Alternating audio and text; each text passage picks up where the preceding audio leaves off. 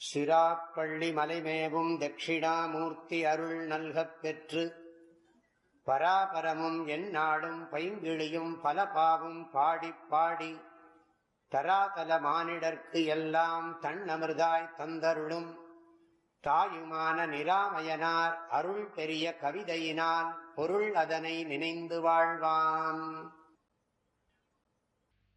நீயும் அதை பெற்றால்தான் தெரியும்.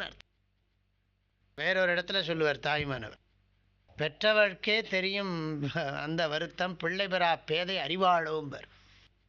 இன்னொரு இடத்துல ஒரு பாட்டில் சொல்கிறார், பெற்றவர்க்கே தெரியும், பெற்றவளுக்குத்தான் தெரியும் அந்த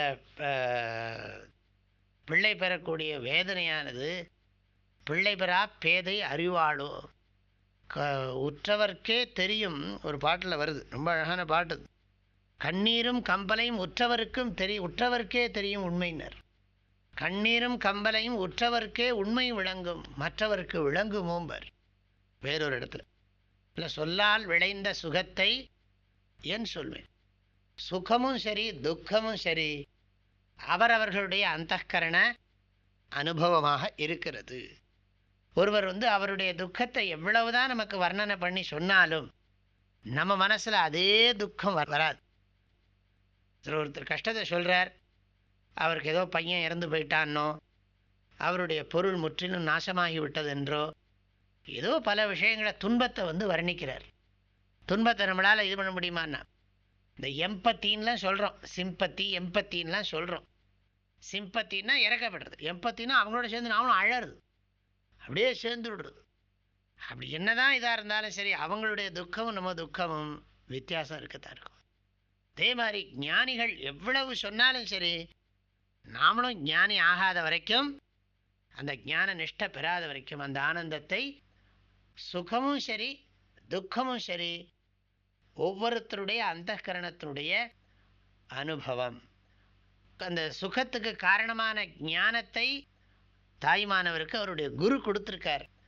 எந்த ஒன்றை குருநாதர் உணர்ந்திருக்கிறாரோ அந்த ஒன்றையே சீடனுக்கும் உணர்த்துகிறார்.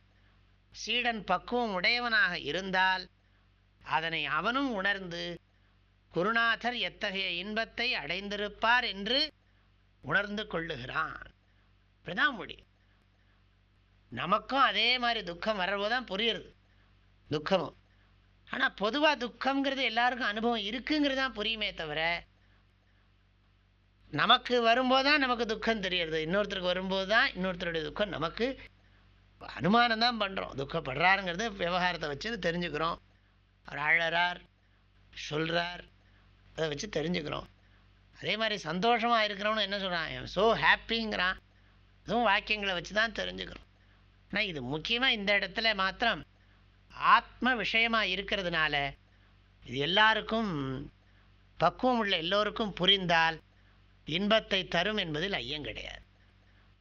மற்ற விஷயமாவது பாஹ்ய விஷயம், வேறு வேறு விஷயங்கள் இருக்கு. இங்கே ஸ்வரூபமே ஆனந்தம்ங்கிறது உபதேசம். ஆகையினால நிச்சயமாக மனிதனுக்கு இந்த உண்மை புரிந்தால் இன்பம் அடைவான் என்பதில் சந்தேகம் கிடையாது. தந்தை தாயும் நீ, என் உயிர் துணையும் நீ, சஞ்சலமது தீர்க்க வந்த தேசிக வடிவு நீ, உனையலால் மற்றொரு துணை காணேன், அந்தம் ஆதியும் அளப்பரும் ஜோதியே, ஆதியே அடியார்த்தம் சிந்தை மேவிய தாயுமானவனும் சிரகிரி பெருமானே. ஓம். தேனி வேதபுரி பூஜ்ய ஸ்ரீ ஓங்காரானந்த மகா சுவாமிகளின் அருட்குரலில் கற்பவை கற்போம் என்ற தலைப்பிலான தாயுமானவர் பாடல் விளக்கங்கள் நாள்தோறும் வாட்ஸ்அப் வாயிலாக அன்பர்களுடன் பகிர்ந்து கொள்ளப்படுகின்றன. இதனை உங்கள் மொபைலில் பெற ஓங்கார ஹிருதயம் என்ற வாட்ஸ்அப் சேனலை சப்ஸ்கிரைப் செய்து கொள்ளுங்கள். ஹரி ஓம்.